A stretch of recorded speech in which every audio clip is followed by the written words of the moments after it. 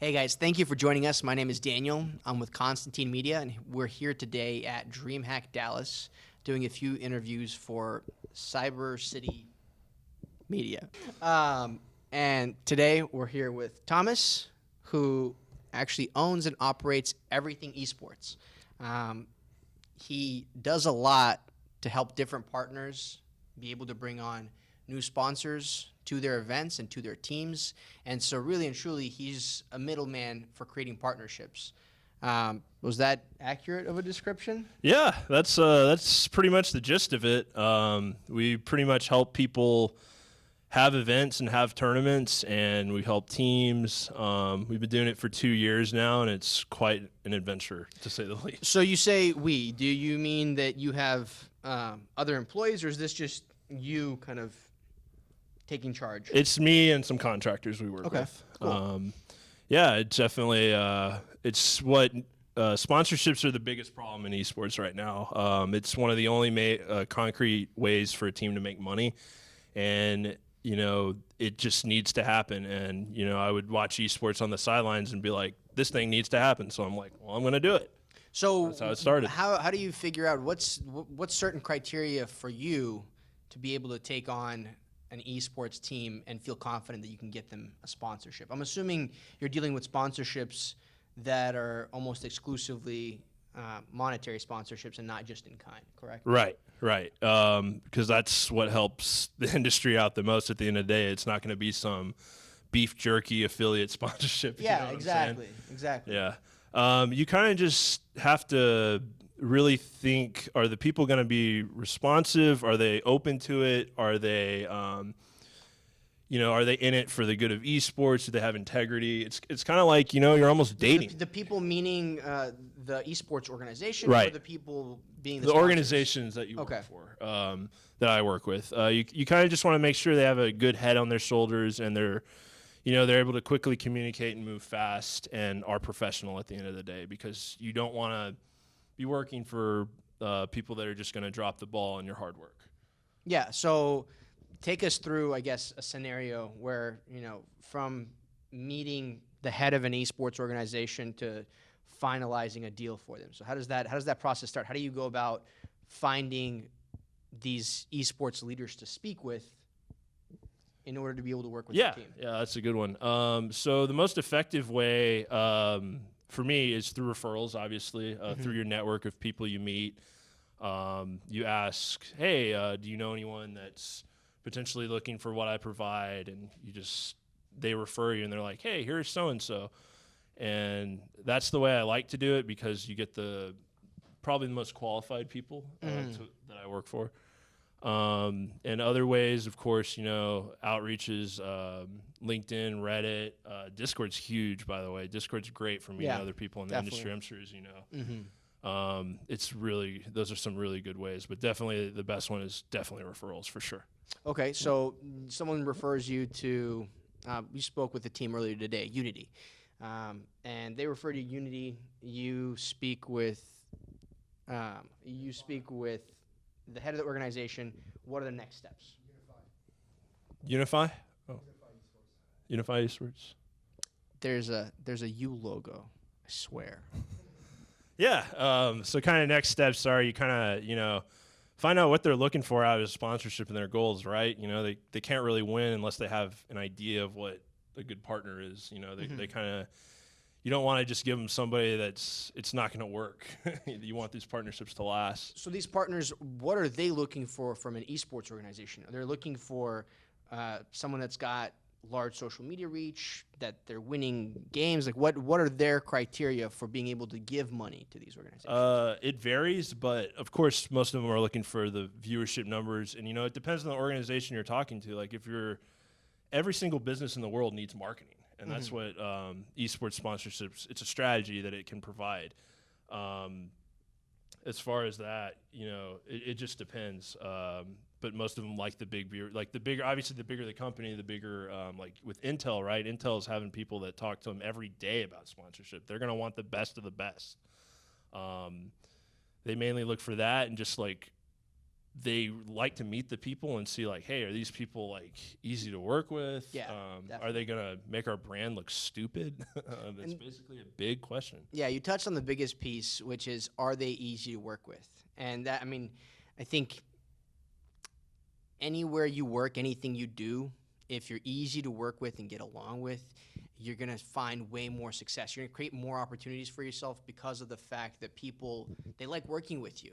It's so much easier for them to recommend you because they know you're not going to tarnish their brand or whatever they're saying and doing. And so really and truly, it just allows you to be magnified, and it magnifies their brand as well because they know that they're, being able to introduce someone that they know is a high caliber person or brand that's going to do all the right things and then also achieve success for themselves as well as for the person that introduced them, because they benefit from that positive interaction. Right. So really and truly, like, I think biggest takeaway for anyone watching this, be it, esports organization, individual player or streamer, or anyone thinking about getting into it, it's what you mentioned earlier, networking, but then also being very easy to work with. And I think a piece of what goes into all of that is the professionalism.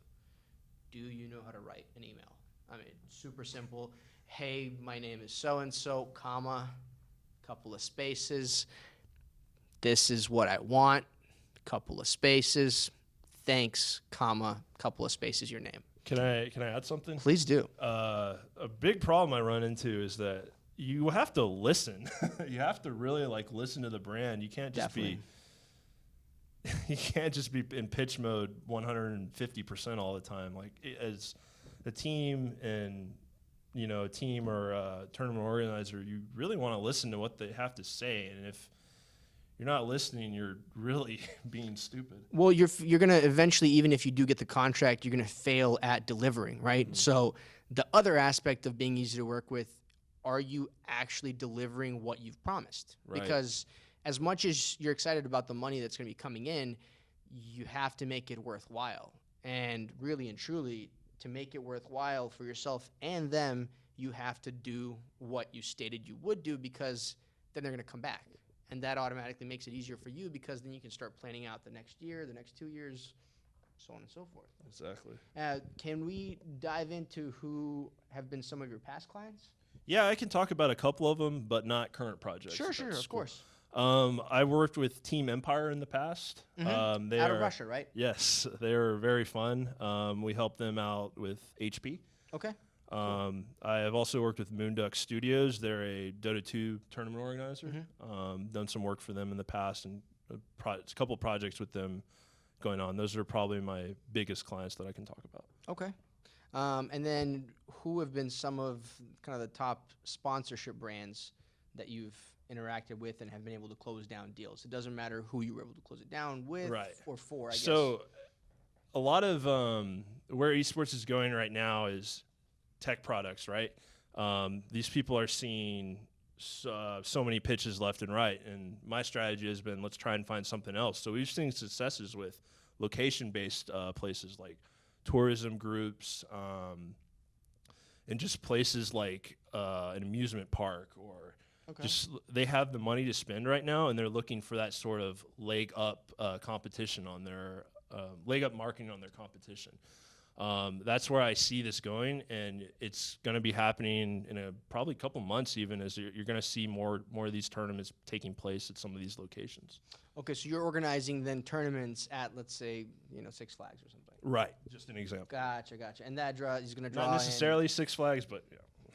Brand dropping, guys. Yeah. No, I mean, but wherever it is, even if it's an example of it, yes. Kroger or an HEB. Yeah, that'd be awesome. A lot of food for thought there. That was a horrible joke. Yes. That's what we do in esports. Dad. Yeah. It happens. Okay. Hi, Dad. I'm hungry. Oh, hi, hungry. Oh God, that actually hurt just a little bit.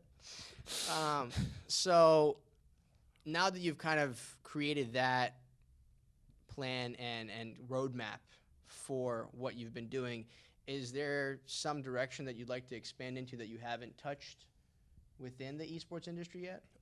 There's been a couple of projects I've been working on. I've been helping some smaller esports teams build sales programs. I've just been helping What do you mean by that? So basically teaching them how to sell, how to make like a deck that's presentable towards like a Chipotle or a big guy, how to prospect properly. And when you do that, do you take percentage or do you charge a fee, or how does that work for you? It depends on the client. I try and do what's best for them at all times. Like that's at the end of the day, that's what matters. Okay. But that's something I've been doing recently that I've really enjoyed because it helps move the scene forward. Because the more sponsorships these teams get and tournaments get, the more our industry thrives. Because it's what we need right now. It's clear monetization, plain and simple. Fair enough. And then, how do conventions themselves that you don't necessarily organize the tournament for, how do they fit in with everything that you're doing? I just like seeing what's going on in the industry. Like I'm honestly, to be simple, like. To be good in your field, you have to know what's going on all the time. And you know, I've worked with some convention people in the past, and at the end of the day, it's sometimes a similar sell, but it's a little bit different. Okay, fair enough. That was really all the questions that we had lined up. Or is there anything else that you'd like to add? Yeah. To give the audience that we kind of might not have thought? Here's something really good. If you're ever like just tips on building a network and just helping people out.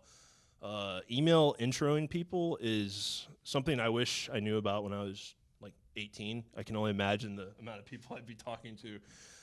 But it's just a really good tactic of like, hey, I know this person. Maybe this person can help this person out in business or in life as a friend or something like that. And people really appreciate that. Like, it's so satisfying to me to have someone I haven't talked to in forever come back and say like a year later, oh, that, you know, you introduced me to this person and it helped our business out, and you know, it's great. Like if you are looking to build your network, I would strongly look into doing that and just seeing what kind of ways you can help people out. It's truly awesome when it works. I mean, that's a big piece of it, is just paying it forward, right? Like if you have the resources and you know, and this is probably only good advice if you know that the person that you're recommending is actually a stand-up person. Right. Because it can harm your brand if something falls apart or falls through. And so in these scenarios, making sure that you're confident in the brand that you're recommending or the person or whatever else, in order to make sure that that relationship doesn't necessarily sink your brand. But I think that's a massive piece of it, is helping people, because at the end of the day, something's going to come back from it, right? Like, even if you do it out of an altruistic reason, because you want to be a good person or a good friend or whatever else, something will happen because that was a positive interaction. And it might not happen next year, it might not happen in 5 years, but things always somehow, come back. They're always very cyclical. And so it might be that 15 years down the road, you got laid off, and all of a sudden Bob remembers that you introduced him to Jessica, and Jessica now owns a huge company and she needs someone, to run her sponsorship program. Well, here comes in Tom, like, ready to go. So just some food for thought. Again, Tom, thank you for joining us. Thanks for having me, guys. Thank you guys fun. For tuning in. This is a great time to do any sort of social media plugs. So where's a good spot to reach you at? You can email me at thomas@everything-esports.com. I prefer that because I just like reading emails. I'm an email guy. 150, 10%. 150, 10%. You heard it here. My name is Daniel with Constantine Media. Best way to get at me is on Twitter, DANIJELLEINER. Thanks, guys. Cheers.